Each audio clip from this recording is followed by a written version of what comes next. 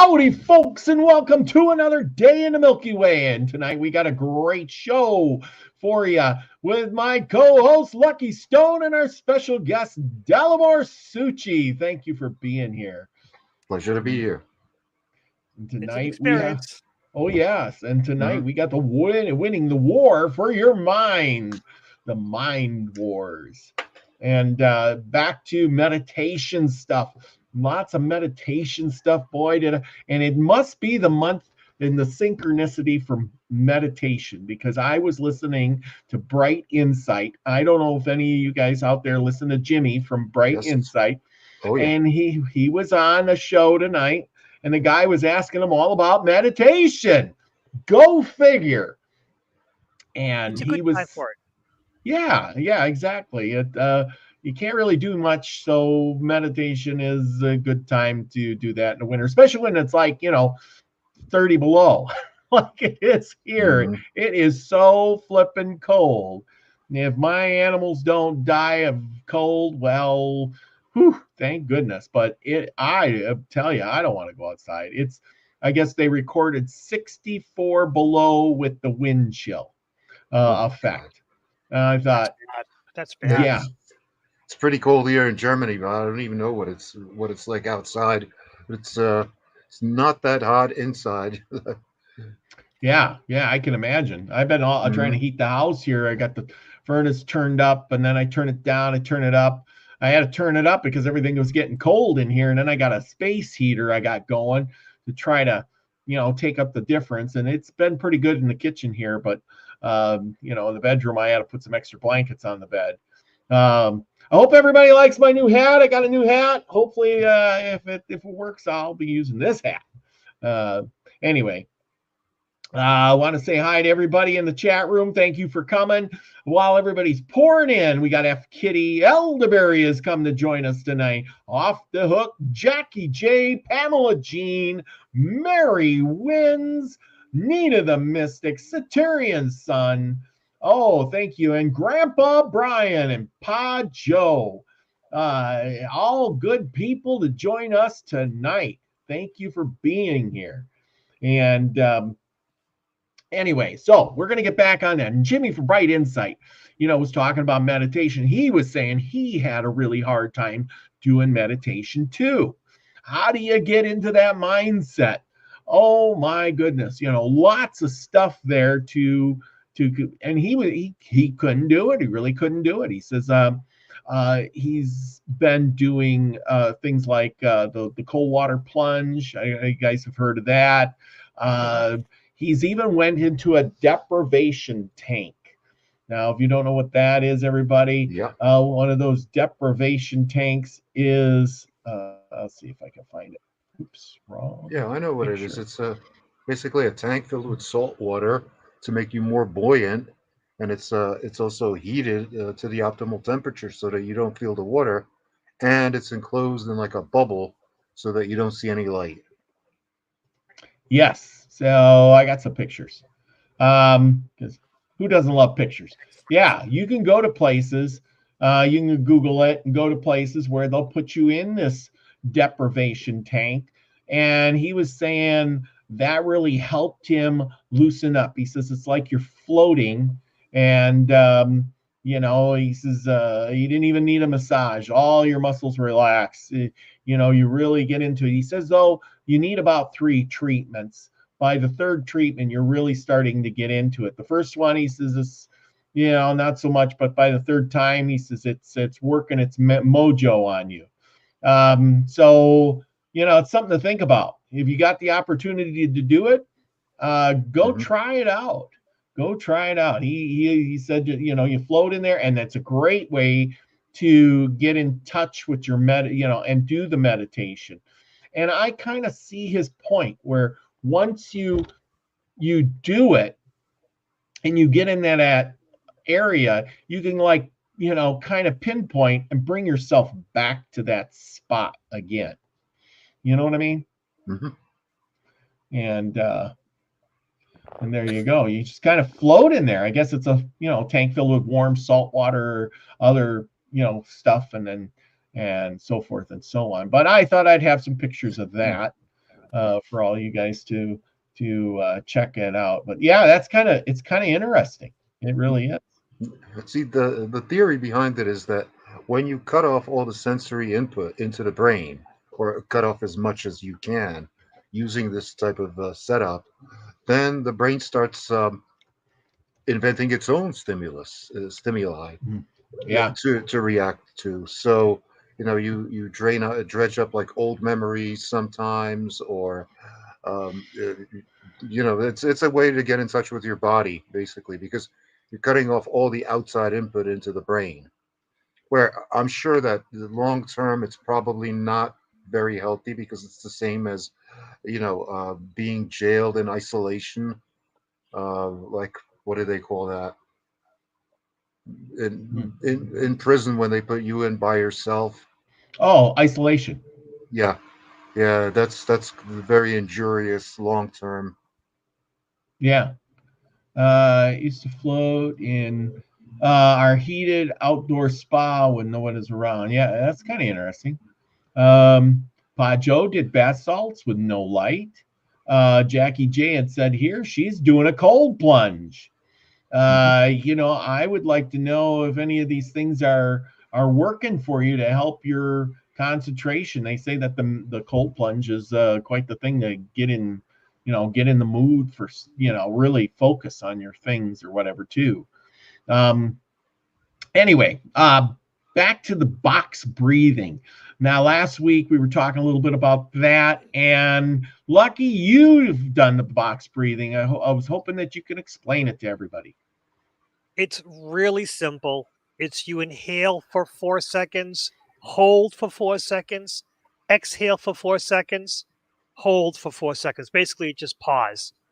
Inhale, pause, exhale, pause. And that's why it's called the Mhm. box. And you can Uh, also make it 8 seconds, or, you know, inhale 8, hold for 8. That's what the box. So, but there's also one which is helps you sleep supposedly, which is you inhale for 4, you hold or pause for 7, and then exhale for 8. And that's Mhm. another one, which is supposed to help. And again, there's a pause between them.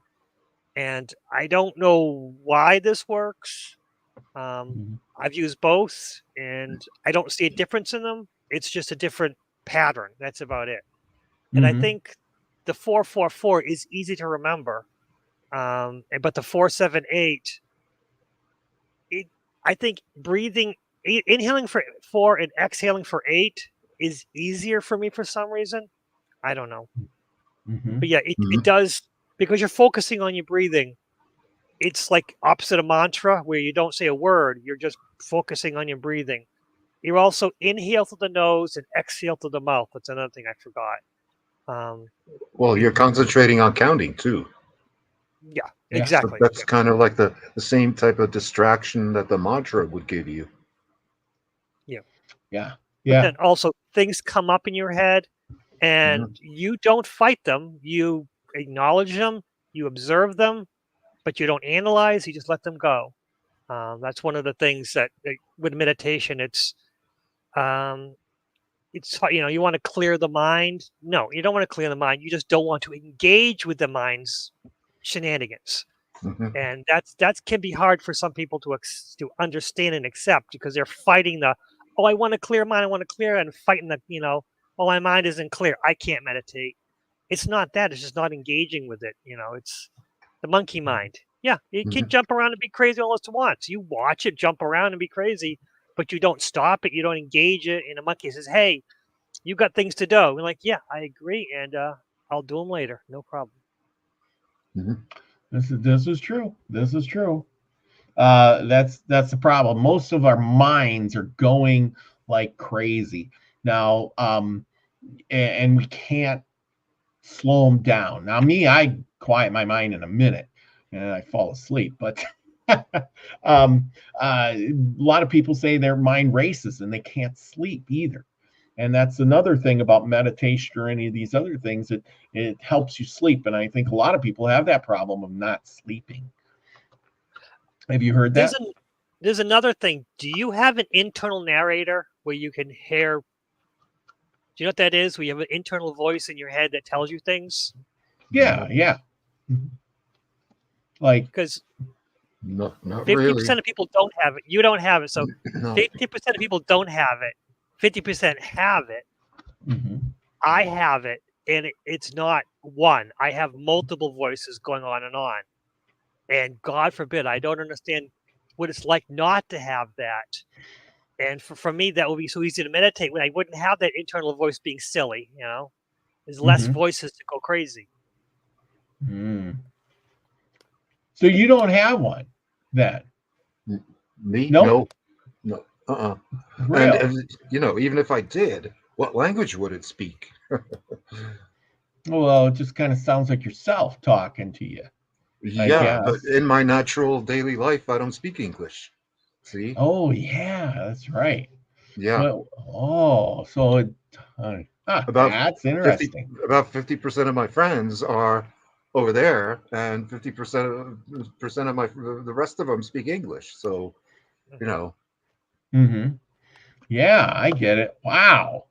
So Hmm. yeah, because what language? I never thought of that. Oh, that Yeah, just blew my it's mind. interesting. That came to my attention when I was about 9 years old, and me and my brother, we were altar boys, and the priest asked us, like, "So, what language do you think in?" And we looked at each other, and we were like, "Hmm, that's a good question because we don't really think in a language." And then later on, I added that it's context sensitive. That if we're in an English speaking situation, we'll think in English when we have to think like analytical thoughts. If in Oh, Czech, then we think in Czech, right? Makes well, sense. yeah, that makes total sense. Hmm. Just never thought of it like that because I only speak one language. Although I am trying to Hmm. learn another language. I got on YouTube the other day and I'm trying to learn Russian. Yeah, How crazy is that? that's That's not a a tough very one. difficult. Yeah, it's tough, but it's not as difficult as other languages, like for example, Hungarian or Japanese. They say that those are much more difficult.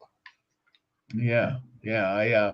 I found out that the words are the letters are kind of like they come out like the letter. Oh, Hmm. okay, whatever. So that was kind of neat. But anyway, I'm still not. I did the one class. But anyway, it's on YouTube. You can anybody, and then you got to learn the letters. So I'm learning the alphabet. Yeah, So I can read and write Russian, and I can understand about, I don't know, 50% of it. I can understand about 50% of all the Slavic languages, hmm except maybe Romanian. That's kind of difficult for me. But Polish, I can understand almost 100% of it. Slovak, 100% of it. Same with Slovenian, I can understand about 80% of it. hmm So because it's in the same family of languages. I see. I see. Yeah, and you kind of inspired me for that because I know you know like five different languages, and I'm thinking, well, if you can Uh, know five languages, I can at least learn two. yeah, I already know one. yeah.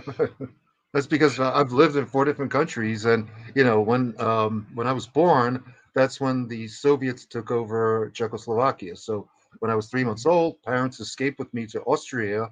So as a kid, I started speaking at 6 months of age, and my first words were actually German. Hmm, wow, Yeah. interesting.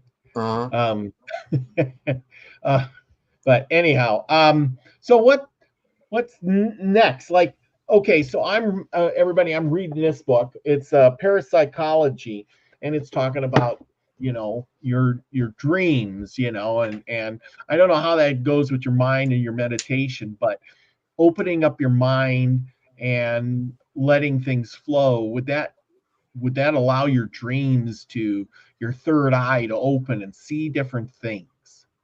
That's kind of my well, question on I think there's definitely something to dreams. I mean, they are not meaningless.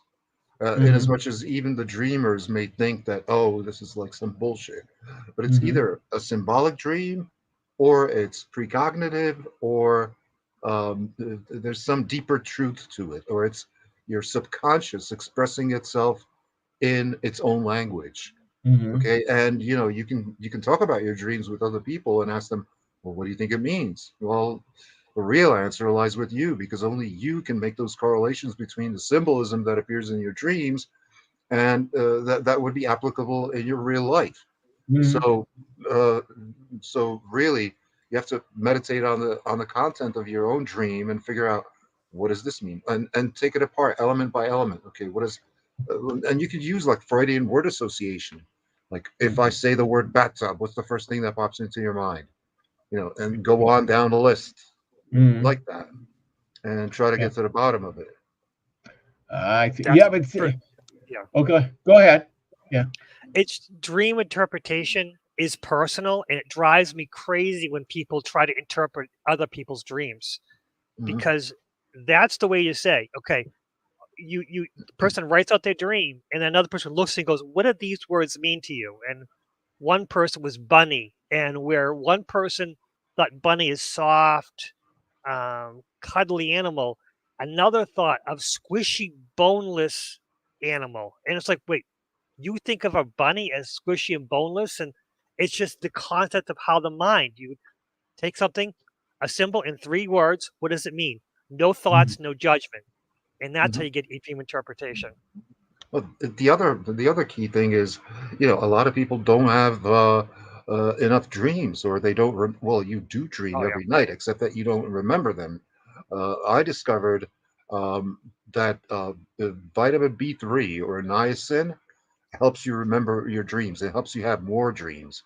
Like for example, I know somebody who dreams every single night, but I don't. If I have a dream once every maybe 6 months or a year, I'll write it down. It's that significant, and it's usually like a 5-page affair. It's not like, oh, I dreamt like some simple thing. No, it's usually a book length affair. So, Mhm. and I don't know, maybe it's because I take vitamin B3 every day. I don't know, but I also know somebody who has never had a dream in their life, and that would be my cousin, who's deaf and mute. Mm. So I don't know if that's got anything to do with it, but he's never had a dream. Well, that goes back to the thing about the language. If you're deaf and mute, well, Mhm. what kind of voice is your head speaking in? Yeah, good. Yeah, good question. He does use a hearing aid, but he doesn't hear much even with the hearing aid. And Yeah. he speaks, but he only speaks German. And because my command of German is not that good, I can't understand a word he's saying. Mhm. I really can't. So, but when he writes it out, I can understand it. But Mhm. I'm not used to that because he can't hear himself. That's why the speech comes out bad. Mhm. Mhm. Um, and I agree, but it's still like you said, you think in Czech or you think in Hmm. English or you think in this and that, whatever, and that's the voice. But if you were deaf and mute, that what are your thoughts, Hmm. your dreams would be all garbled, Yeah. Well, you like I know, said, and he's never had a dream. and then is it always in symbolism too, like you were talking about, and then according Hmm. to this book here, there's the two different types. There's a psychic dream, which everything is real, like in real time. Hmm. Yeah. They see real people, real times, real everything is just like it is in the real world. And then there's the symbolic dream, where, like you were saying, there's a snake there, and it does this and this means that, and so forth and so on. Whereas that's and then you have to sit there and try to figure it all out. It's kind of garbled in front of you, but you Hmm. still have that significance there. Well, So my grandfather, he dreamt his own death, and it yeah, happened. yeah. It happened because he had a dream. He had a stroke, and he was in the hospital. And Hmm. he had a dream about 2 weeks before he died, where there was a blackboard with 14 white lines on it. And every once in a while, a black hand would come and wipe one of those lines off. And Hmm. then he had a dream that my grandma was sending a telegram to the United States stating that he had died, Hmm. and he died in 2 weeks. Wow. Yeah. Yeah, that's see So, so that's that's a interesting. straightforward, no symbolism really involved, Hmm. and a precognitive dream if I ever heard one. Yeah. Then I personally had a precognitive dream about my brother's death. And Mhm. this was before he even told us that he had cancer. This was like 3 weeks before he told us about his diagnosis. And in the dream, he was being led in an auditorium up on the stage by two men dressed in white. They were dressed like doctors, basically. And Mhm. he wasn't protesting really. He was just saying, "Well, shouldn't you test the stage before before you put me on it? I wouldn't want it to collapse with you guys on it with me." And Mhm. he kept saying, like, "You got to test the stage first." And I didn't understand what the hell that meant. And only after he told us about his diagnosis, I figured, "Oh my God, this stage of cancer," because yeah, that's what Mhm. that meant. Yep. Wow. Yeah. hmm And then Wow. after he told us about his diagnosis, he died 3.5 months later. He had one of those turbo cancers of the kidney. So, Wow. yeah, That's crazy. But yeah, yeah. yeah, that's the thing. That's a similar. Lucky, have you ever had anything like that happen? I, I'm a novel. The things that I can dream, I can lucid dream, but the problem is my lucid dreams. Once I realize it, I mean, the last lucid dream, I realized I was in a dream. Um, the symbol, oh, I'm in a dream. I got it, guys. And the characters in the dream who I was interacting with says, "It's over, guys." He knows, and they all disappeared. So I was in a lucid dream where the other people disappeared, and I was alone in this dream in this building. I walk out the building. The city is empty. It's on the shore. There's no animals, no people, and I lucid dream. I can fly, but nothing's around. So that was the last lucid dream I had. I'm like, what the hell does this mean? And it's like, well, Mhm. I guess there was a symbol going on there, and you screwed it up that you didn't get the message. So, Yeah, that um, I've never but had a lucid dream though. oh god, I've had a few, but because um, Mandy Moore told me this trick, which is you look at your hand because hmm for some reason in dreams the hand isn't formed right. So when I look at my hand, it turns into like branches and it starts to finger up on finger up on finger. I'm like, okay, I know I'm in hmm a dream. hmm And, and sometimes when I'm with my friends and they tell bizarre stories, I'll look at my hand and like, what are you doing? Just checking if it's a dream or not, because sometimes my friends have bizarre stories. Like, what the Mhm. hell's going on?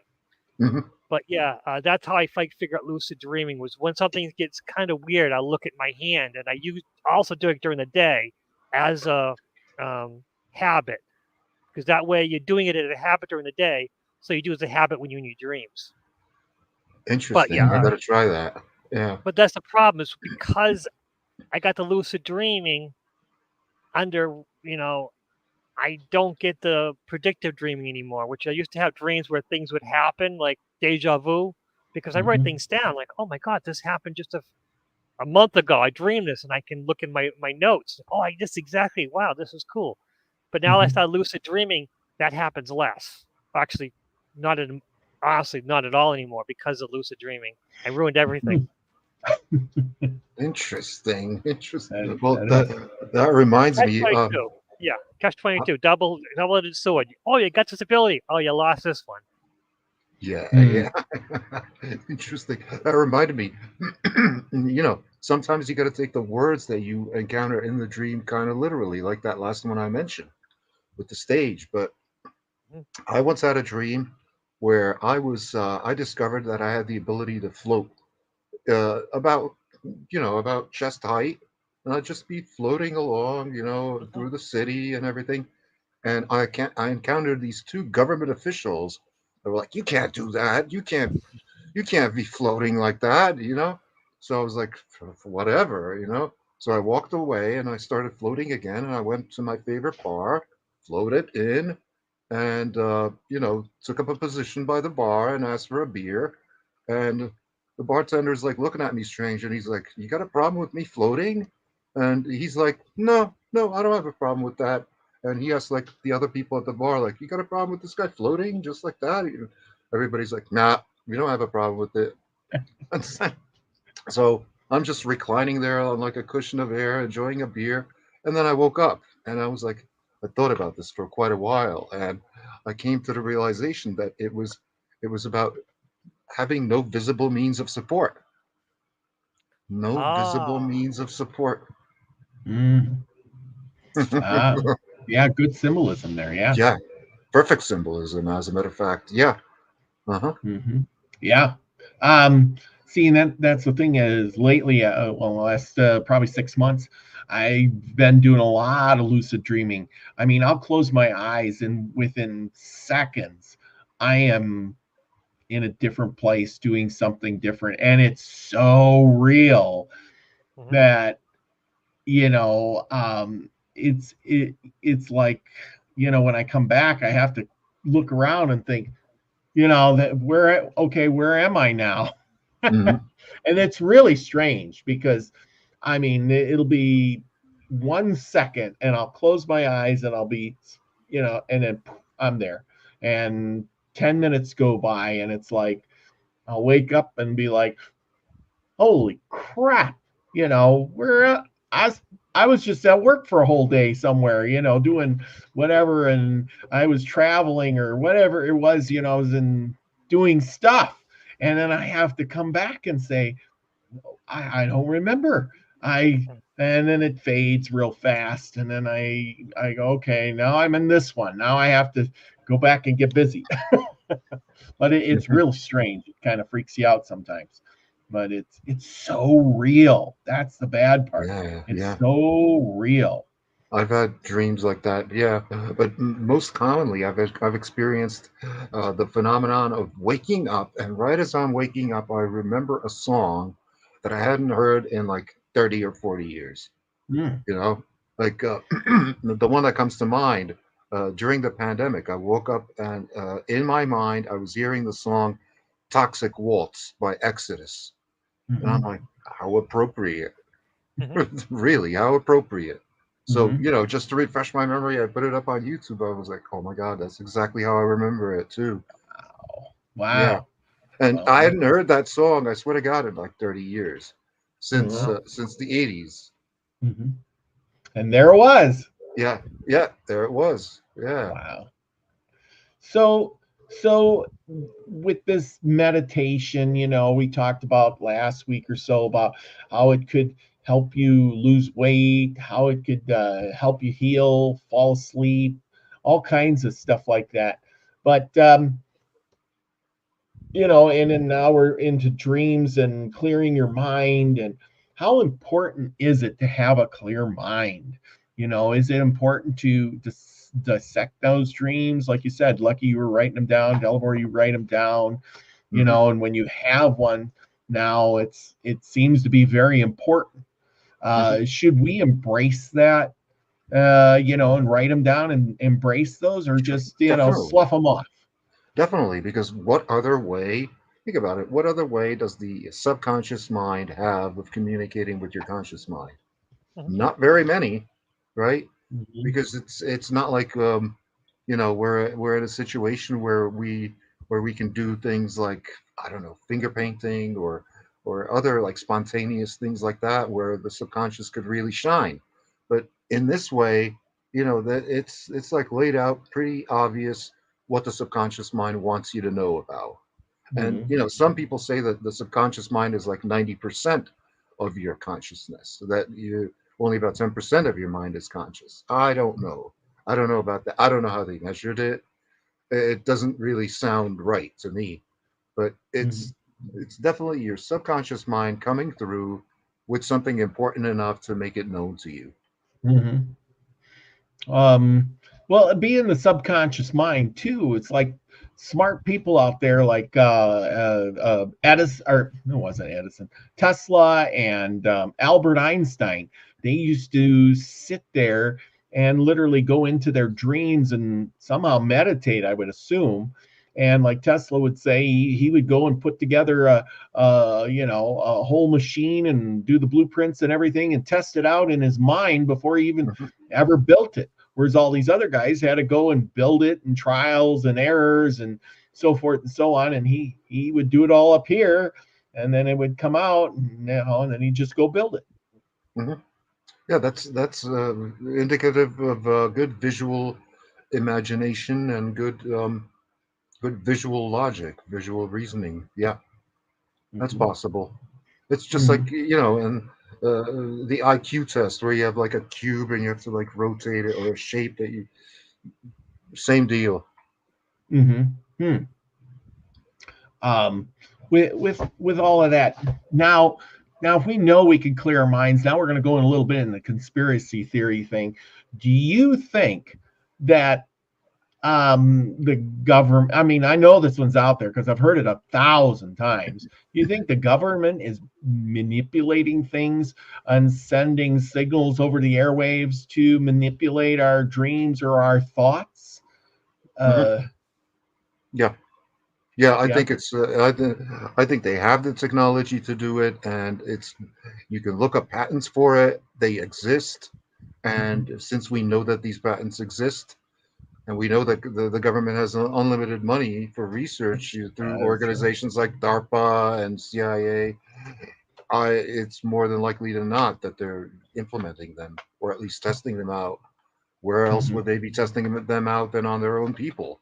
Obviously. Yeah, that And makes a lot of sense. that would also explain why, from my viewpoint, my 30,000-foot viewpoint from Europe, to me it almost looks like the United States is just going insane. Hmm. Honestly, no offense, but it just looks like unbelievably irrational. It Mhm. could be, part of it could be chemical, in that, yes, about 60% of the population is using some type of pharmaceutical drug, whether Mhm. legal or illegal. Of those 60%, something like 30% are using two or more prescription drugs. Then you got the fact that almost all foods contain high fructose corn syrup, which is why something like 74% of the population suffers some degree of obesity. Why is it that this type 2 diabetes is spiked? Why autoimmune diseases have spiked? Like lupus, or you could even say Alzheimer's disease. Is an autoimmune disease. Some call it diabetes of the brain, but either way, it's not looking too good. It almost reminds me of like the collapse of ancient Rome, where Romans also went insane, except they went insane from lead acetate. And it Mhm. wasn't because of lead pipes for the drinking water. No, it was lead acetate that they would use as an additive to the wine to keep it from spoiling, and also to give it that tangy taste. And plus, Mhm. they were using lead oxide in their makeup. So yeah, yeah, hard to find ketchup and pickles without, or even salami, believe it or not. When I was living in the United States, I made a conscious effort to try to avoid it. And you wouldn't believe where it appears. It's like Oh, in everything. everything. Yeah. Yeah, yeah, because it's a cheap form of sugar, Hmm. and it's very. I think it's very addictive. I mean, it's in all the sodas, ketchup, anything that has anything sweet to it. And you wouldn't believe all the things they make sweet. I mean, Hmm. we don't real after you eat so much sweets, you tend to not notice it, and then you want more sweet. Like Hmm. I cut out all the sugar for a long time, and then like you buy strawberries, and they used to never. I used to have to put sugar on them to make them good, and then blueberries same way. Well, after I cut out all the sugars, oh my gosh, when I ate the strawberries, I was like, wow, these are like different. They're sweet already. The Sure. blueberries are good. They're sweet, because the little bit of sugar they had in them, I finally could taste them again instead of, well, that doesn't have enough. I didn't Hmm. need sweet tea anymore because, it was good without it now instead of, oh my gosh, there's people who get that sweet tea. I had a buddy. He says, hey, you got something to drink? I said, sure. And I gave him an unsweetened tea and he, what's this crap? you know. Interesting. Yeah, that's one of the things I swear by. I don't consume any sugar whatsoever. Not in my coffee. I just don't. I don't have the inclination to do so. Mhm. And that's probably what's kept me alive, despite the fact that I have multiple health conditions. But Mhm. that's one of the things that's keeping me alive. And and the fact that I've never been overweight, never had a tendency to be overweight because I never ate sugar. Hmm. Yeah, yeah, and everything is And and sugar. sugar substitutes are just as bad because Uh, they may have a lower glycemic index or whatever, but that doesn't mean that they're harmless. Like erythritol, xylitol, or sucralose or saccharin. Listen, anything that's a sweet is going to trigger that same cascade of hormones, uh, mhm. beginning with insulin to norepinephrine to cortisol, all that shit. And don't forget, all 12 hormones in the human bodies are carcinogens. Okay, so you want to minimize these hormones as much as you possibly can. And if you do trigger like a release of hormones through natural means like sugar in fruit or whatever, well, that's balanced with fiber, right?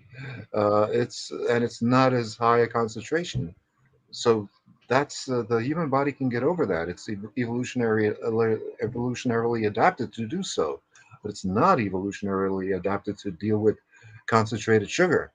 Mhm. It's not. It just was never designed for that. Yeah, well, and you would have to eat with natural sugars. You would have to eat a lot of fruit. Hmm. Lots and lots and lots. It's like making maple syrup. They have to drain all these trees and then they literally boil that down for gallons and gallons. Will make a gallon, and Hmm. then to get that sugar content out of it, where as well as I do, you could drink gallons of that stuff and you'd barely get any sugar. Not enough to make you blink an eye, but they boil it down, and that's that processing process. It's not you're getting an excess amount. Hmm. Yeah. you know. Well, I when I moved to Europe the last time in 2004, within a couple of months I lost about 10 kilos at least. Even though Wow. before that I was never overweight. I Hmm. didn't even change I never adhered to any type of diet. Hmm. I just eat whatever I feel like eating. I've always done that. And but for whatever reason, I just never had the inclination to consume sugar or potatoes. And potatoes also have like a high glycemic index. Yeah. But that's for a Well. different reason because I grew up poor and because the potatoes were on the menu every day. So I kind of don't like them. It's amazing how that goes. Mhm. Off the hook says she lost weight too. Yeah, you cut out the sugar, Mhm. you will lose weight because Mhm. that packs on the pound, especially like the starches and things. Because like the bread has a lot of sugar in it, believe it or not, and Oh yeah. starches. Mhm. Like you said, the potatoes, yeah, they have a lot of starch and sugar, especially when you cook them down and stuff like that too. But it is all these things. It's in every product almost. I think the world should be telling us more about all of these things instead of just letting when you were in school they didn't tell you this stuff. They never said, Hmm. hey, listen, sugar is really bad for you. Hmm. They just let you go and handed you a candy bar and said, "You're a good kid. Here's some chocolate milk. You want chocolate or white?" Yeah, in my high school, we had vending machines for all that crap in the Yeah, hallway. There was no restriction.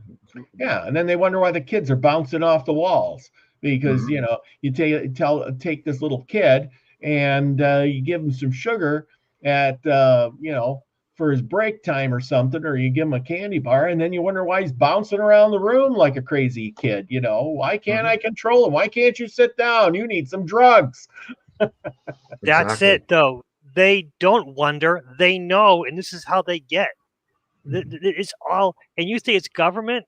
I don't think it's as much government as it's corporations who fund the government, Mhm. Mm, um, Mhm. and also the corporations get, they get the military contracts. So I don't think government really has any control anymore. I think it's all corporations influencing the government. yeah. Yeah, yes, we're manipulated you turn the TV on, you turn a movie on, and the internet. You're manipulated here and there. My biggest problem is when I eliminated sugar, is I started eating reduced sugar content stuff, and it tasted like garbage to me till I actually read the package and saw, oh, it's got artificial sweetener in it. And unfortunately, I can taste it. Oh, you can't. It's just supposed to taste sweet. No, I can taste the chemical taste, and it drives me. I really wish reduced sugar really meant reduced sugar and not, oh, we reduced the sugar and added this chemical. No, it should say that reduced sugar with added fake sugar. Yeah. The other yeah, issue, just because the other issue is you can't necessarily trust the list of ingredients. Yeah. You can't. Like case in point, every once in a while I'll have a soda. Very rarely. And one time I was at a retailer that I know. She gave me a soda, and it was a Red Bull. And it was the only Red Bull I had ever drank. And I kid you not, this thing almost killed me. Because I had like a heart rate of 140 for something like 8 hours. I was shaking like this. I couldn't sleep. I couldn't do anything. I was like out of it. And when I looked at the list of ingredients, like not one of those ingredients by themselves would have been enough to drive me over the edge like that. Except maybe the sugar. I don't know, because I'm not used to it. But then I read an article about it where in Denmark, which is the next country over, they actually made it illegal to sell Red Bull because they discovered traces of cocaine in it. Oh, wow. So how's that? And you think that's going to show up in the ingredient list? No. But, where do you think all that cocaine goes? That would be a byproduct from the coca plant processing for the coca flavoring for Coca-Cola. That cocaine has got to go somewhere, right? You think they're just going to throw it away? So, and from what I heard, it's quite cheap when it's mass produced like that. It's not expensive like it is on the street because there's a corporation in New Jersey that actually produces all the cocaine in the United States quite officially for medical purposes, and it costs like $50 a kilo or something. So given that, it would probably be profitable for the corporations to input some of this cocaine into stuff like Red Bull to make it more addictive. That's just my theory. Also, it's also a way of getting rid of it. So we rather than get to dispose of it, well, we don't dispose of it if we put it in this project. We'll put a little bit. We'll spread it out. Yeah, exactly. Yeah. Red Bull covered by food stamps or vitamin-based energy drinks or not. That tells you everything. Yeah, that tells you everything right there. Isn't that crazy? You can go buy oh man. See, that's our world is so, like I said, it's a control for your mind. Here's a good one. Future veterans of information wars. Yeah, I once got ambushed by a whole troll farm, held them off for as long as I could, but their hashtag eventually triumphed. Good one. Oh man, and that's the thing, I think it was Off the Hook said she cut out watching TV. Yeah, that's your eyes are a window into your mind, into the if you watch too much TV, you're gonna be programmed, and maybe you can't meditate because you ain't cleaning the slate. You got too much going on up there because you're watching the TV. It's programming you. You don't need to. You can eat sugar. I mean, look, turn on the channels. Hey, it's great. Eat your, Frosted Flakes, or catch your little tunes of Oscar Mayer, wieners, you know how that goes. But anyway, you got all those things. The Kool-Aid guy, the big punch bowl running around, Kool-Aid. Oh my gosh, but it's most of the ads on TV, from what I've heard, are pharmaceutical advertising. Yeah, and they are, but I mean, really, the food is too. I mean, years ago, it used to be even more with the food than it is the pharmaceuticals now. Yeah, it's definitely. But did you ever get a Kool-Aid stain? No. back in the day where you had Kool-Aid and it would stain your clothes, or your mother would be making it and it some dripped out on the that stuff. I tell you, that would be red. It'd be like, oh, I got Kool-Aid stains. You've seen those kids with Kool-Aid stains Oh around yeah, yeah. their mouth, like that. And that stuff just doesn't go away real easy. I mean, it's on there. I mean, and what is that doing to your innards? Yeah, it's artificial coloring, and a better use for it, I guess, would be to stain some wood with it. Like pour it in Yeah. a dish, put it on a brush. Yep. There you go, like a wood preservative for a Yeah. fence. Yeah, because that's the thing. These the cherry was a good stainer, and yeah, I never thought about it, and then I got older and I'm like, oh man, what is that doing to you? You're drinking this Kool-Aid, and you know how it is. You'd come in. I remember coming in, and my mother would take that thing of Kool-Aid, and she'd be mixing all the sugar in it. Basically, it was some kind of food coloring with tons of sugar, and then you should throw some ice cubes in it or something to cool it down and be cool. And then you're pouring it and you're just drinking it as much and as fast. You couldn't get enough Kool-Aid. Oh man. And she's like, oh, you can't be drinking all of that Kool-Aid. Oh, it was just bad as soda. She's making it up in the kitchen. Notice that even in the ingredients, they'll just say artificial coloring. They won't say what the chemical is actually. And a lot of these artificial colorings have been linked to cancer.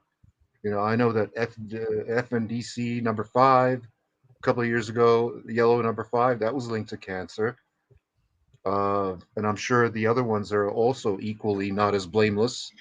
So, they'll say artificial coloring, artificial flavoring, but they'll never get into what it is, what chemical it is. Yeah. Because you might not buy it. It's bad enough that a lot of this stuff contains stuff like polysorbate 80 or polyethylene glycol. Polyethylene glycol is antifreeze, and it's been used to murder people covertly. Yeah. You Brain only damage. you don't want to drink glycol. Glycol, that takes the water. Oh yeah, it takes the water out of your system. It bonds with the molecules. It's bad news. I mean, we use it at work. It's sweet. It tastes sweet. Did you know? Yes. That's the crazy part. So that's cats. It doesn't affect because cats can't taste sweet, but dogs, it'll kill dogs because they can't get enough of it because they don't really know any better. And that's one of the problems with it. It's if you get in the driveway and you don't know, you could just kill your dog and you won't know. That's what happened to one of my neighbors. Is their dog just got really sick and they didn't know, and the vet asked, did you do an antifreeze change or anything? They go, oh yeah, one of my customers has an antifreeze leak. He goes, your dog is poisoned from it and we can't save him. His kidneys are shut down. It's terrible. And that's the thing. They will just drink it and drink it and drink it. They have it tastes sweet to them, and dogs taste sweet just like we do. Yeah, that's that stuff is bad news, and it's in a lot of different things. It's in I can't think of anything right now, but it's in places where it shouldn't be, and it doesn't have to be.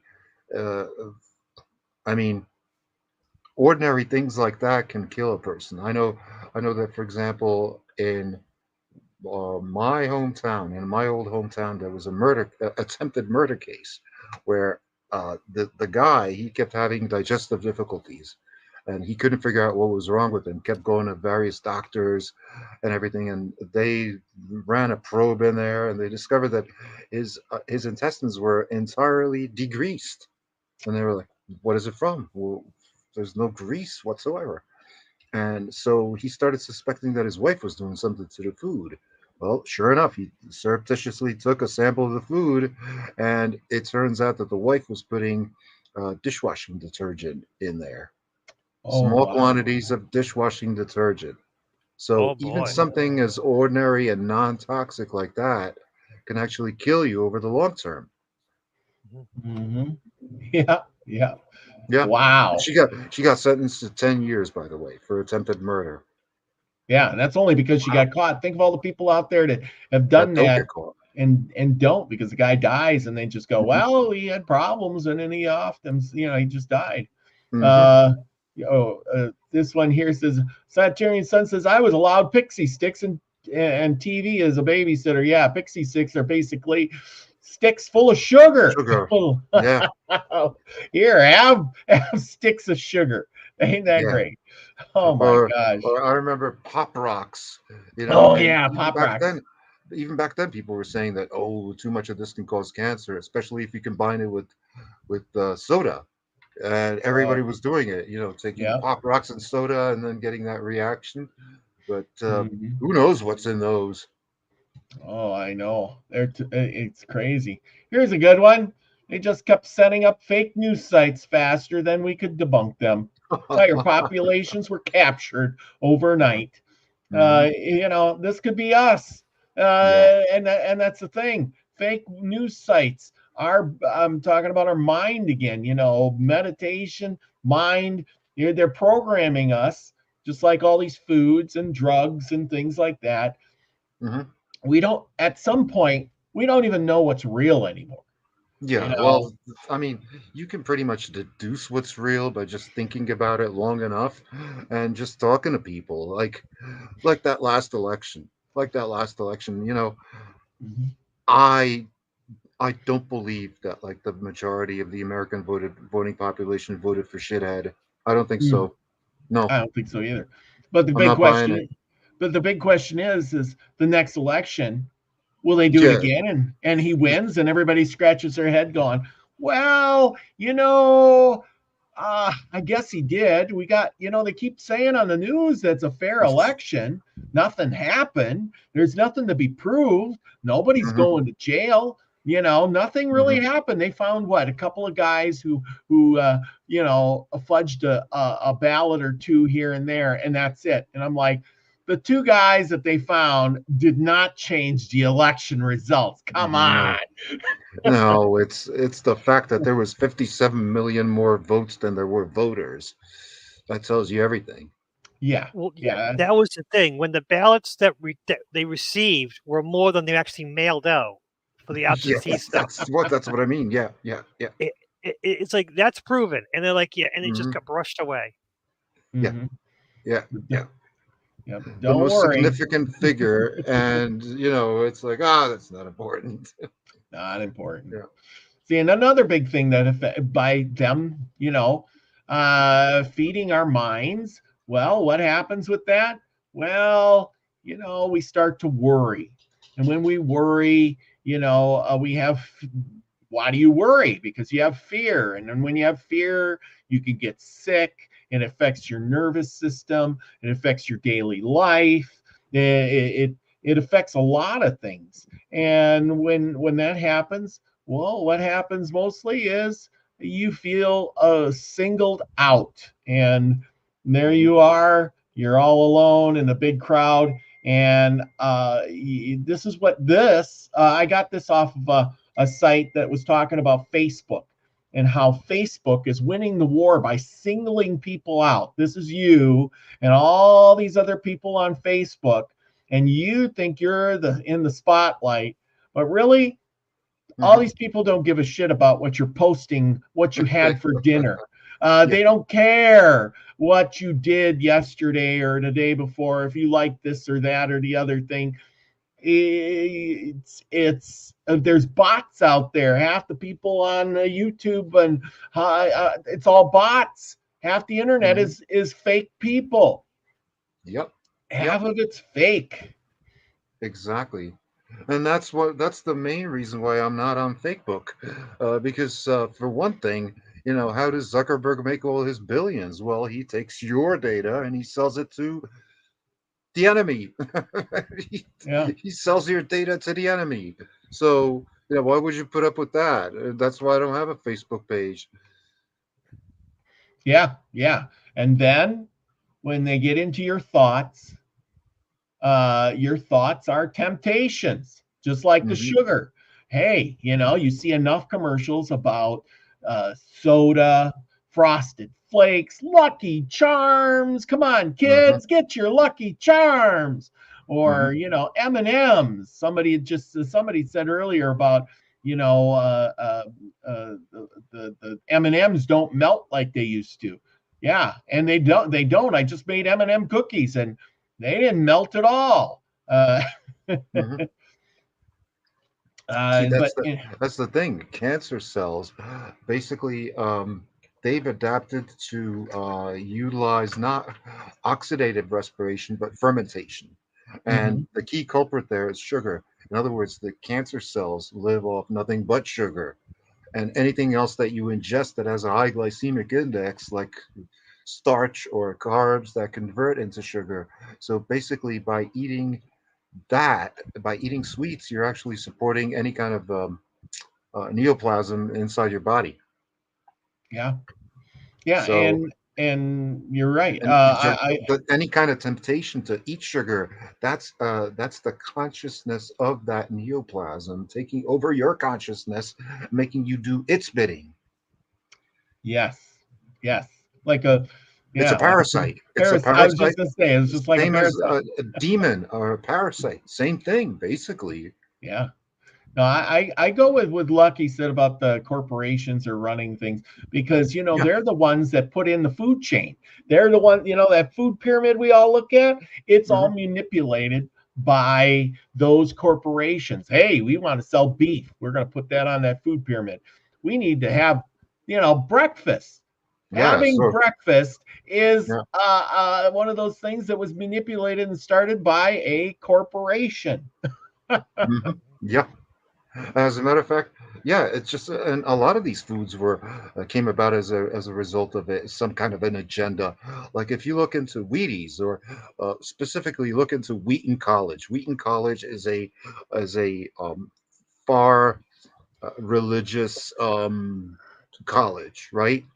Mhm. And the graduates or the attendees are called Wheaties, right?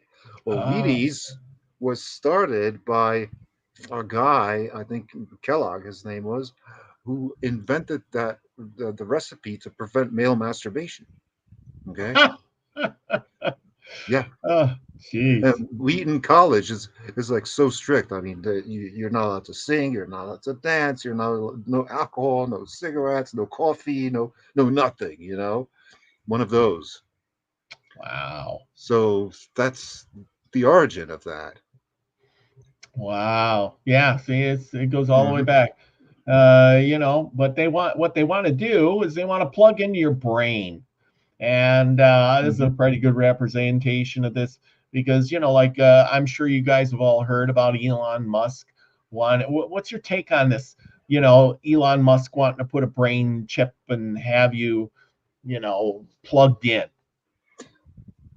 Basically, any kind of hardware that you put into the brain is going to be outdated by the time it gets implemented. In other words, you're going to be stuck with the equivalent of like a Donkey Kong chip in your brain, and you're not going to be able to get it out. Hmm. Why would you do that to yourself? That's a good question. Lucky, what do you think of that? Same thing. We're programmed. We've been programmed forever about becoming part of AI. It's been a while. It's in all the. I mean, Star Trek. Think about Star Trek. You get the android. That was the main part of Star Trek Next Generation was the android. So Yep. I mean, we've been moving towards that anyways because and they've just set the carpet. They put the whole carpet out, and we're just walking towards their goal is put us all online because that is. I mean, that way you can live forever. There's, your consciousness and they have control of it. So they can manipulate it and they can have all the people they want to do all the bidding they want electronically. Mhm. Us physical beings live and die. We're not the goal. They want us physical beings, the different mindsets. They like us people who shake things up, but just enough to keep things interesting.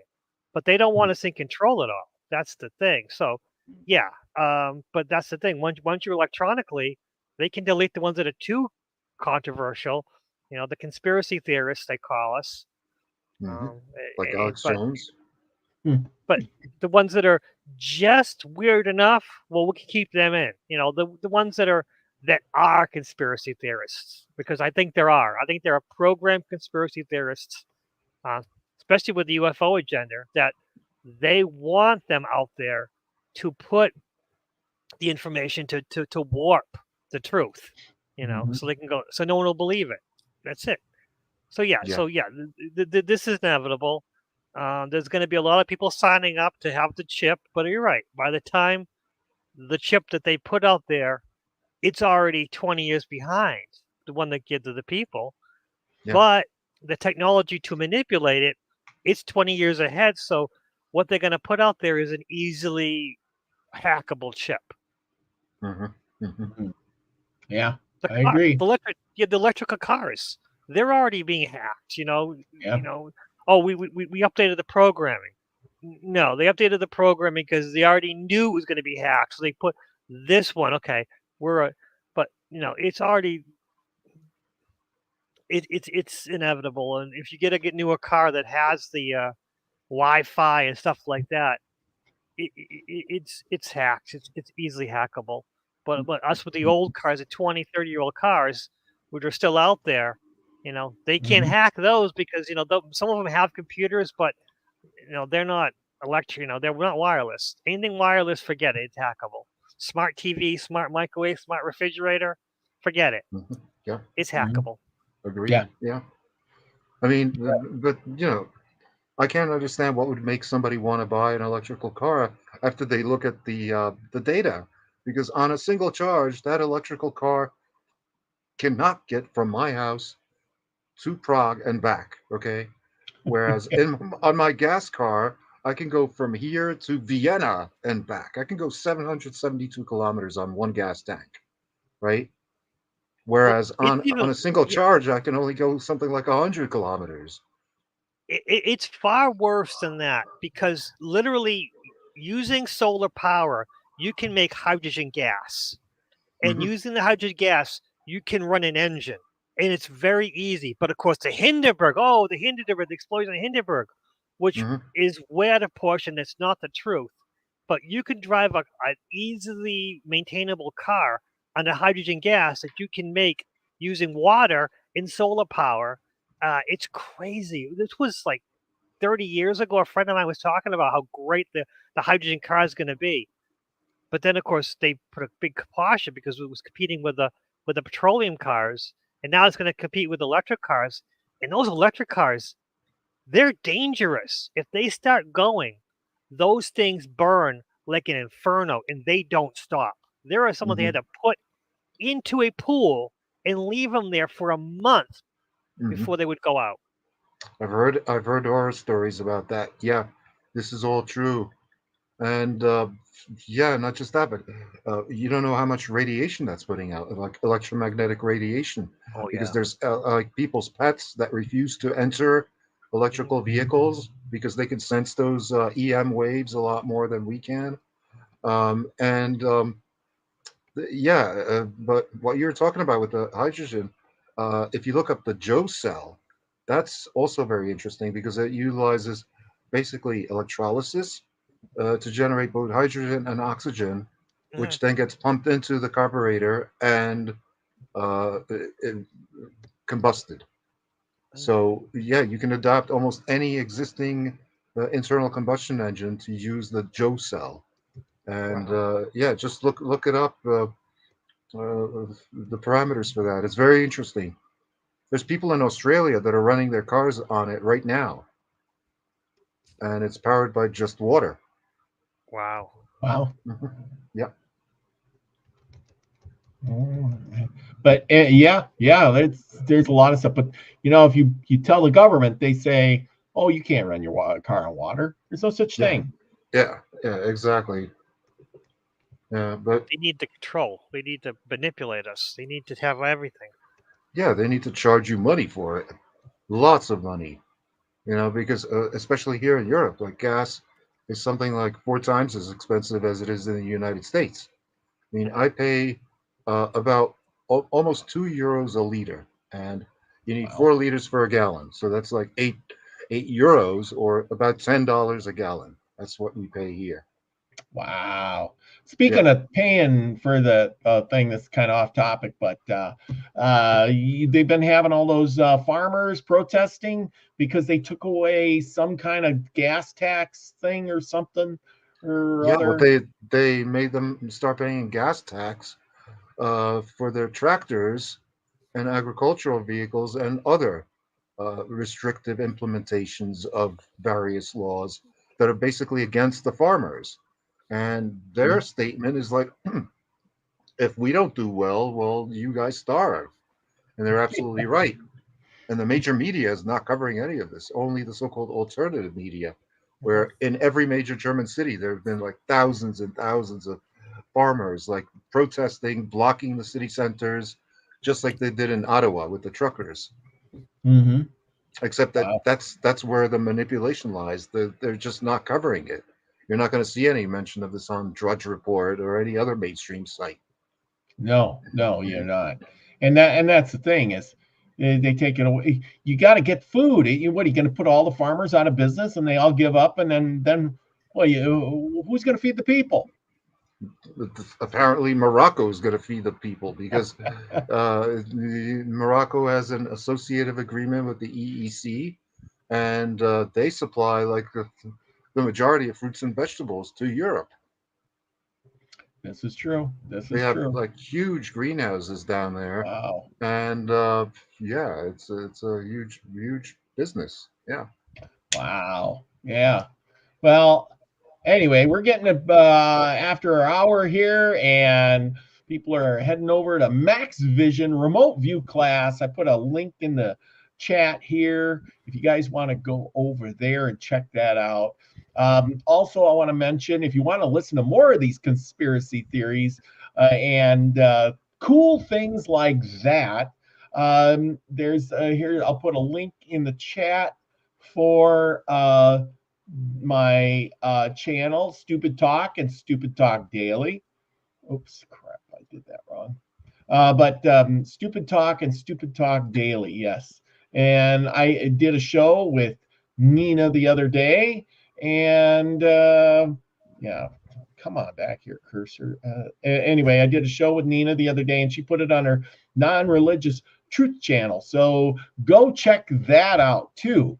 And also go check out Sunday Live, where Nina's going to be talking about the Anunnaki and the Elohim and all kinds of good stuff on there since we finished our book. cool. And don't worry, this week I'll be back with Native American Myths and Legends with David Null. And don't worry, people, I've been busy, got a lot of special interviews for the week. So there'll be a bunch of shorts coming out almost every day this week. So tune in at 9 o'clock where we'll be talking about meditation, breathing, what's in your mind, all kinds of little stuff. We even got some tree meditation if you're interested in that. So tune in for that. And then, of course, next weekend, next Saturday, we got Diane Martino, who's going to come back on. And, Cool. she's the yoga lady. She's, she was from your neck of the woods there. Yeah, the level of coincidence is like unbelievable. It's literally staggering because I used to live like in the house opposite to where she lives now in the early 1970s in Yeah. Garfield, New Jersey. Like, what are the chances? Isn't that crazy? Mhm. Wow. But anyhow, yeah, that's going to be a good one. And she'll be on. Hopefully, she'll teach us some breathing techniques, maybe some other stuff. I've had her on before, and she's good, especially she does those paintings. And anyway, so there'll be a link for her there too. But just get ready for that. But anyway, go and tune into Max Vision. He's on next, or he's already on, I should say, and get your mind, as we're talking about our minds, in tune with the world around you. Clear your thoughts, empty your mind, go do some remote view, and that will focus you in on what you need to do. And do plenty of meditation. If you can't, well, you have to work and try something that will, do your breathing, do your, and maybe try a deprivation tank. You might have one in your area. You never know. You never know. So go check it out. Let me know how that goes. Anyway, thank you, Delabor. Thank you, Lucky. Both of you have been great. And remember, everybody, go out and do something nice for somebody, even if it's just a smile or a wave. It really doesn't cost you anything. And that's the best medicine of all, especially this time of year when it's cold out. A warm smile can go a long way. 9 more weeks of this. That's right. 9 more weeks. With that, remember, everybody, be the frequency you want to receive. Love you all. Peace, everybody.